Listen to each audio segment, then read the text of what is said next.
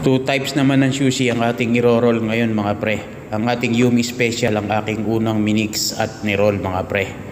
At pagkatapos kong ang i-roll lang rice ay lalagyan ko na siya ng crab salad mga pre.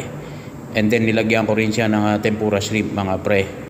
After nyan pre ay i-roll na natin yan. And then make it sure na mahigpit para walang kawala. Ay wow mashallah. At nilagyan ko rin siya ng sesame seed on top or paikot. After nyan ay nilagyan ko rin siya ng steam shrimp mga pre.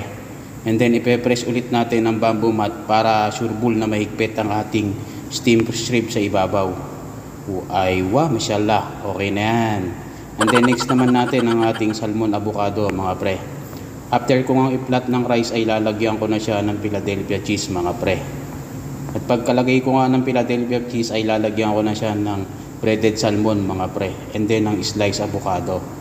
After nyan ay roll na natin mga pre. At pagka-roll ko nga nyan ay lalagyan ko na siya ng avocado. At nag-slice na nga ako ng avocado mga pre. At ninipisan lang na natin dahil panlagay lang natin yan sa may ibabaw. And then pagkalagay ko nga nyan pre sa ibabaw ay ipe-press ko din siya ng bamboo mat at ikakat ko na ng 4 pieces mga pre. At pagkakat ko nga nyan mga pre ay ilalagay na muna natin dyan sa isang gilid. At ang next natin ang ating Yumi Special mga pre. At pagkatapos nga pala nyan, lagay na natin sa takeaway box mga pre. At shout out ulit sa mga bago nating kaibigan dyan mga pre. Thank you so much ulit sa mga new followers natin. Comment ka lang dyan mga pre. Matik.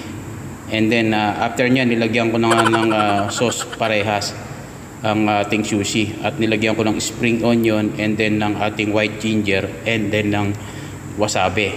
So, thank you so much for watching. Paki-share and follow naman ng ating page. See you my next vlog. Right.